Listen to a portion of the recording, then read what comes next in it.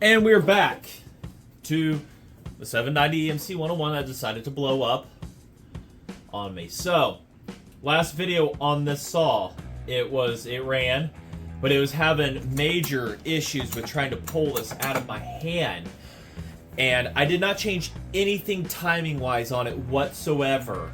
I put a new condenser on it, that didn't do it. Before that, I put a Nova chip on it and it was acting advanced. You know, those are notorious for doing that. Well, even after, like, say, going back to points, that didn't do it. The flywheel, I swapped it out because the other one, it broke the fin off to where one of the starter dogs can work. But I swapped it with an exact identical parts number one and everything. And that's when the problem started, but I don't think it's even related to that because the points didn't change. They dictate when it's going to spark, when it's supposed to open. That never changed. But before it's kind of confusing, and I know, and I can see an issue. I've already seen this, and I'll show you guys here in a moment. What's happening is with the old flywheel, this thing would fire up, fourth pole, no problem. Right before it blew up, the start on before it blew up, it caught my attention, but it didn't really, you know, I'm thinking, okay, whatever, you know, typical guy. And what happened was, it took me like some 15 pulls to get fired over, indicating there could have been a potential ignition problem. Finally, it fired up and it ran great. It was running good, and that's when the rod popped.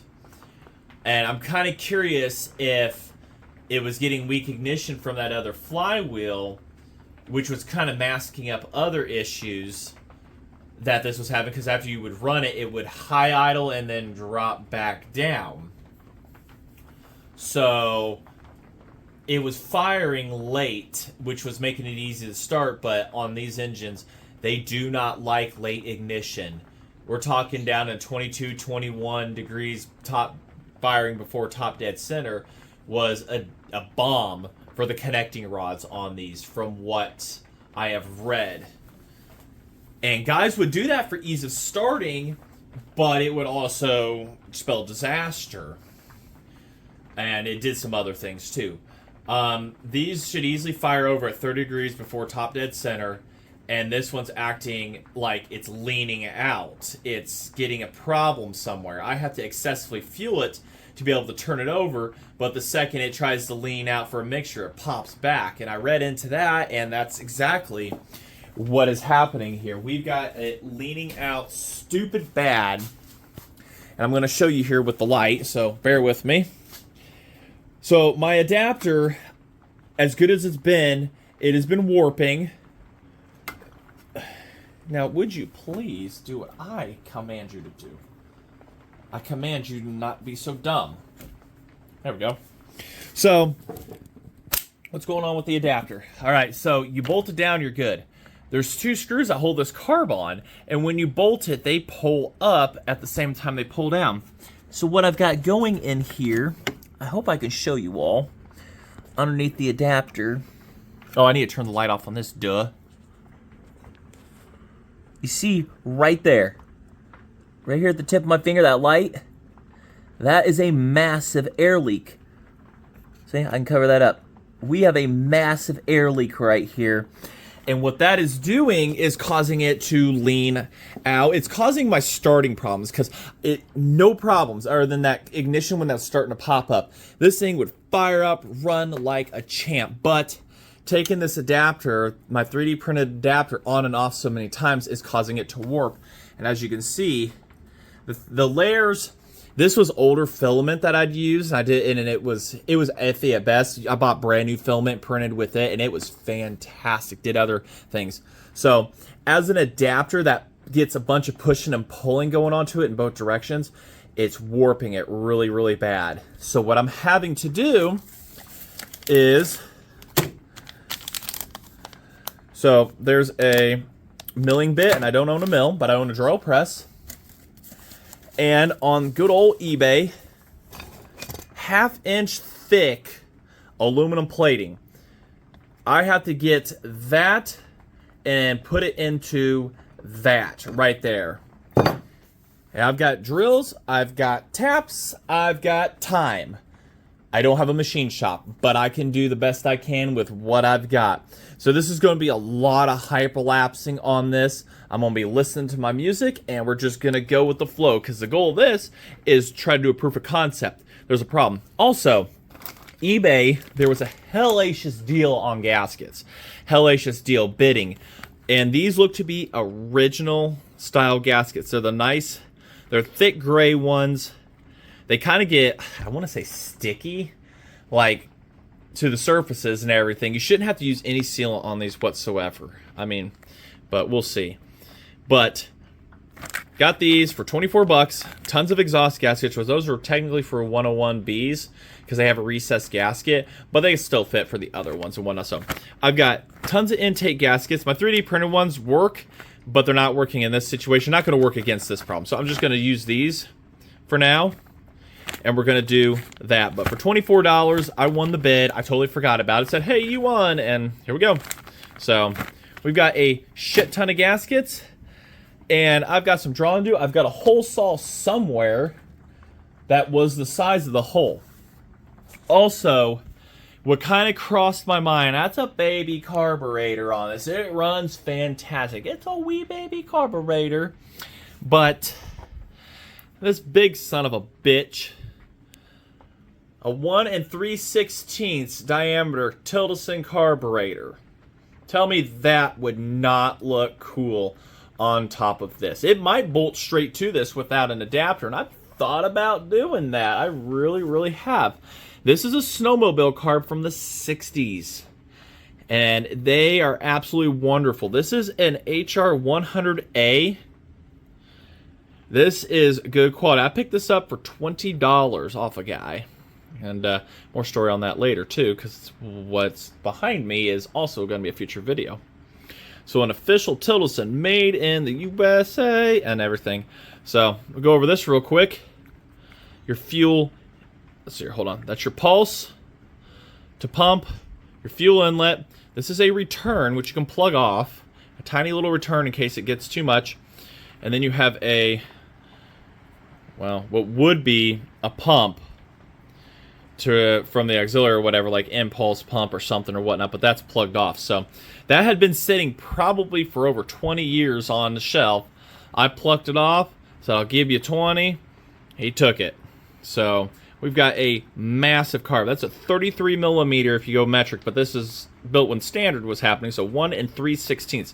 So I'm thinking to myself, you know, there's going to be some gas tank clearance, but that's nothing a heat gun can't fix. Just take a heat gun to the gas tank carefully without starting a fire and just massage. And it also has the linkage already here for, it's just kind of lining stuff up. It's like it was meant to be. It's meant to happen.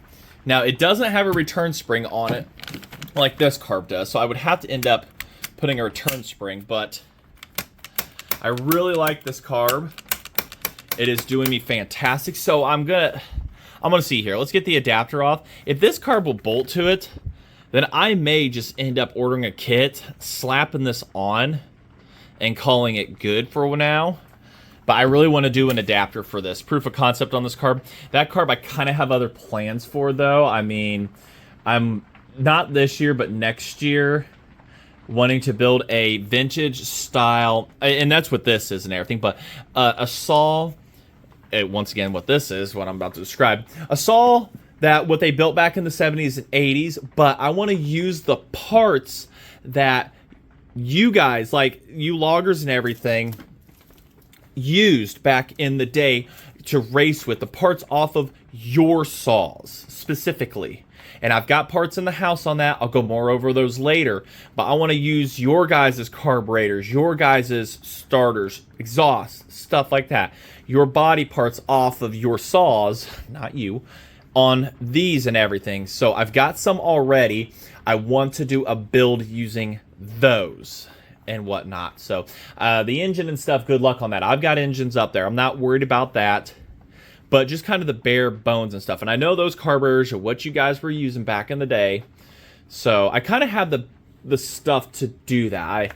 A body on this and everything, a body wise for that is, I'm still debating. I'm still figuring out what to do. I mean, there's a lot of homemade ideas back in the day and stuff, but I've got a real treat to show you. I don't know if I'm going to do it on this video or or do a separate video on that, but that's kind of a sneak peek on what I want to do and everything. I'm really looking forward to that one. But we've got an MC30 to get done, which should be right here, right now.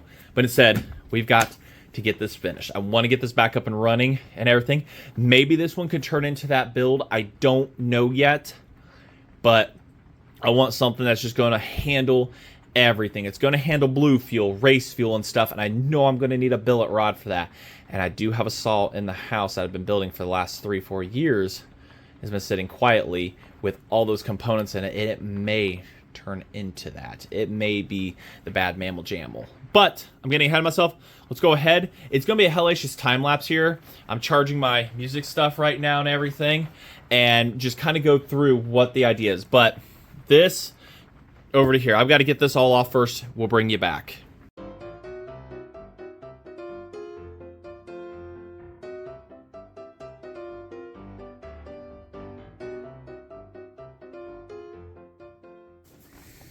Well, it's a very safe bet there wasn't a leak between the reeds and the intake. I mean, that is on there. So my gasket's doing its job, but where things are failing, I'll show you here, where we got to retire this. Probably the idea of this adapter, because it's got a lot of warping happening. I mean, a lot. Not from heat, just from stresses. So, get behind here. So you can see, this was all started out flat. And you can see things have warped out of shape because it's pulling up here, pushing down here, and it just isn't handling the stresses so well, see? It just wasn't doing it. That's wanting to pop. That's compressed, not popping through. So, it worked until it did, until the connector went boom. If this hadn't gone boom, it probably would have been fine, probably. But, so, it was a good idea. It worked. But now we got to do aluminum. And this is 3/8. That's 1/2 inch aluminum. Why I went with that is because I want more thread space and the aluminum to put the bolts on and everything. So, also, one cool happy thing. This carburetor will bolt directly onto this. And you have to... you got to use an adapter, I think. I'm pretty sure there's got to be an adapter for this to... I don't know. Do I? I mean, all I'd have to do is put the studs back in and figure out how to do the linkage to go backwards. But I could run this carburetor on here. I could seriously run this carburetor. Holy shit. How to hook up the linkages, though, that's my biggest thing, is how to... It would have to... Because this is a push. Hold on, that's open. So I would have to pull style, figure out how to do a pull style on a push setup is what my problem is. And I can't just... Can I flip the linkages? No, you can't. You can't. You can, but you can't, if you know what I mean. You'd have to... Because you'd have to drill and tap on this side for the idle and shit like that. So this would ideally be the setup you would want right here. This... Oh, wait, no, hold on. Do the holes line up? It showed they were lining up over here on the adapter, which the adapter's dead on. Centered. So, yeah.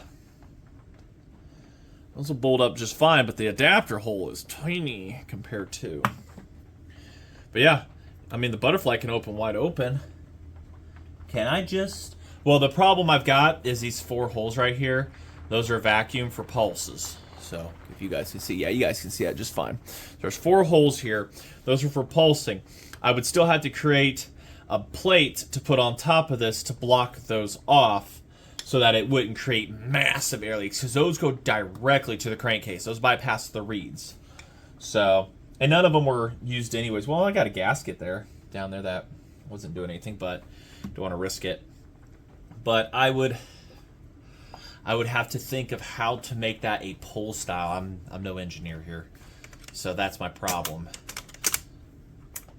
I mean, yeah, I could heat the gas tank up, I guess, but I could push the tank. Could I relocate the tank? I mean, I don't see why I couldn't relocate the tank to the front somewhat, but that's making it a pain in the ass for myself. No, hold on. No, that holds on just fine. If anything, an adapter to hold it up, like a half inch adapter, half inch. So what I'm telling myself is here, I'm going to be making an adapter, put this massive ass Tilly carb on this. That's what we're doing. I've just made up my mind. We are putting this massive ass carb on here, and we're going to make the adapter plate to set it up higher so that it can, so it can just sit up a little bit higher and whatnot. Let me see if I can find what the studs. I want to be 100% sure those stud lengths the widths are the same, but I'm pretty sure they are on the bolts. All right. Hey, they do fit. Well, we're putting a carb on this. We're putting the big honker on it, and with a half-inch spacer, it will clear. And throttlage linkages will all work, or they're going to work. So I guess now I need to order a carb kit and go from there. Yeah, there we go. Oh, full close. Okay, duh, you dingbat. That's full close. I'm thinking full open. Good lord. And my linkage tried to come undone, but that's what we're going for. We're doing it. All right, sit back, enjoy the hyperlapse. I've got a lot of work to do.